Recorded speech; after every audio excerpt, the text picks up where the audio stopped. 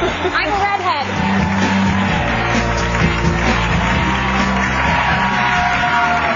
Our next guest is a neurologist. Please welcome Dr. David Perlmutter.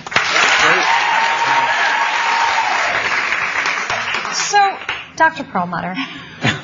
It's tough to follow Steve Schiffer right away, bringing in a neurologist. Oh, no, not for me. No, okay. Not for me, because you're a doctor. All right. That's like top like that and funny people. Are you a brain surgeon? I'm a neurologist, a medical neurologist. Yes. But you used to assist your father when you were 14. You've done your homework. Theater? Yeah, I was 14. I used to hold retractors. I used to hold the brain open, and he'd go in there. I have a real problem with that. Well, the good news is the statute of limitations has expired, so. Good. Okay. Well, yeah. Because no children in the room while I'm being off. You know, there was a Woody Allen movie about that. I don't remember which one it was. He said, "Come on in here, you can do this," and that's exactly what happened. Or if you watched Doogie Howser MT years ago. Sure, absolutely. Like everybody thought it was okay. I don't know if I had the time to watch that. Because you were busy being a doctor in real life. Yeah, and you know what we're really pushing for these days is bringing preventive medicine to the brain. I mean, everybody's talking about heart smart diet, exercise, reduce the risk of breast cancer, but who talks about what you can do for your brain? And it's really important, and people are really starting to get that message. You know, that's the one thing people fear more than anything. It's not breast cancer, it's not colon cancer, it's really the worst thing people fear is what happens at the end of the day when you are suddenly one taco short of a combo platter and you don't really know, what's going on around you? You don't know. It doesn't matter because you don't know. Yeah, but you get there first of all. I was actually going to say that I worry about all those things you mentioned. I do worry about each and every one of them and the brain stuff. So it's well, what people tend to do, which is bad for the brain, you know, we will talk about nutritional things, of course, but on preventive stuff. But you know, one of the things people kind of reverberate bad experiences over and over in their brain. Let's, for an example, let's just say you dropped some olive oil and it cracked all over the floor. Never happen. But the thing is, you got to learn to let that go, because when you keep that bad stuff going through your brain, it ruminates, it creates new brain pathways, and that next time you look at the olive oil, you'll never look at it the same way. Oh, goodness. So you've learned that. I'll never be. Yes, I learned. I'll never be dumb enough to buy a bottle that's that tall and has to go in an awkward. Yes, you will. Yes, you will. But the point is, what is so cool about the brain is it can rewire itself. I mean, how do you do it? Well, the brain can actually rewire itself. It can form new pathways. We call that neuroplasticity, which I happen to think is a kind of a neat word. But we can actually enhance the brain's ability to do this, to learn a new pathway. So you have to exercise your brain. You can exercise your brain. You can exercise your physical body, which is good for your brain. You can sleep 8 hours a night, which how many people do? I mean, that's really very important. What is it? Doesn't matter if it's assisted sleep? You mean medication-wise? Yeah. Or out on the town? I mean, how do you sleep after a night in a limousine? I don't know. But, really well. I bet. But sleep is really important, and these days, people are just not getting it. No, it doesn't matter if you take a. Wow, that was amazing. That was incredible. And that wasn't on the teleprompter. We're not letting you off the hook.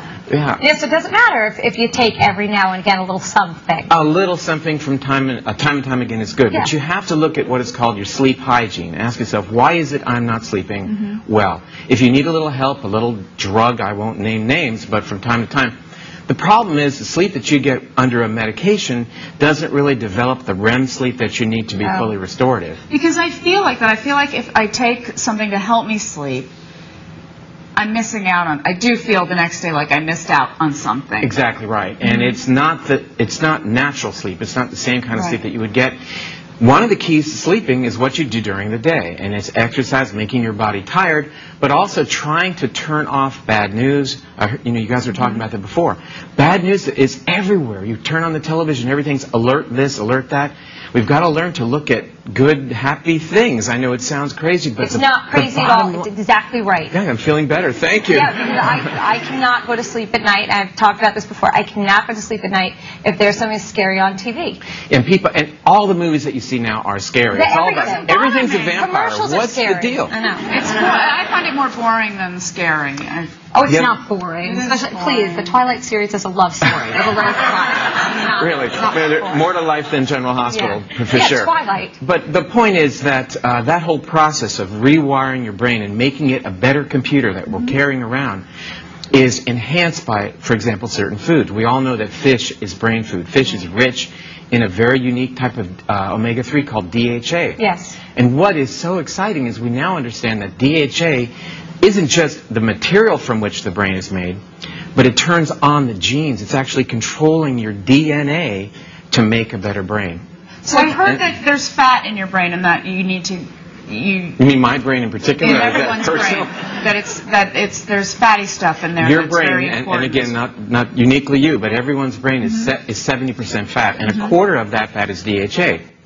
But again, the point is that we now understand that the genes that are used to build and maintain your brain are under our control. Wow. What an amazing thought. We can control our genes. When I was in medical school, our DNA was in a glass case, and it told us how tall you'd be, or in my case, maybe how tall you wouldn't be, color your eyes, but everything. But we now understand we can control our DNA. We can control our genetic destiny, and that's pretty exciting. How would we do that? Oh, I just wanted to ask.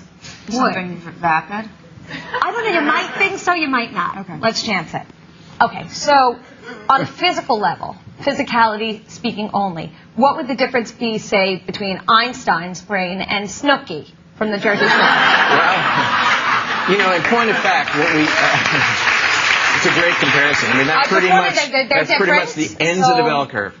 No offense, but you know, Einstein's brain was unique in that microscopically there were a lot of connections, and in other words, there was a lot of things being connected. They also realized that the valleys between the mountains were more numerous, so there was more convolutions. So maybe he had a sort of convoluted brain. But the point is, we have the ability now to really jazz up our brain and really make it a highly functional. Things we can actually. I want to know what to do tonight to make my brain big. Right, go to bed early. Right, but shouldn't you do things you're not familiar? Expose yourself to things you're not familiar with. The human brain loves novelty. We are programmed to seek out novelty. In fact, one of the things that people who are depressed often complain of is, gee, life is the same, there's nothing new, nothing's exciting anymore.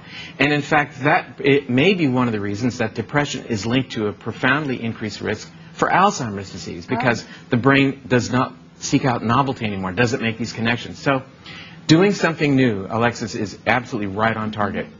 What I ask my patients to do oftentimes is, I'd like you, next time you come to my office, I want you to recite a poem for me. And they, well, what poem? And I say, I don't care. Right. You can do Two Roads Diverged in the Wood, whatever it is. I have a poem. I was about to say, you love to recite poetry, and I think you should do some here. We're going to get along great then. She's great at it. You want to hear it? Sure, I'd love to. Okay. Razors pain you, rivers are damp, acids stain you, drugs cause cramp. Guns aren't lawful, nooses give, gas tastes awful, might as well live. Beautiful, is that? That's Dorothy Parker. You wonder where that's coming from. Well, I thought it was amusing, so I chose to memorize it. So the point is, there's lots we can do, and it's really time that we start to appreciate that we got to take care of the brain. It's really important. All right, well, thank you very much. Sure, my pleasure. Great. Thank you.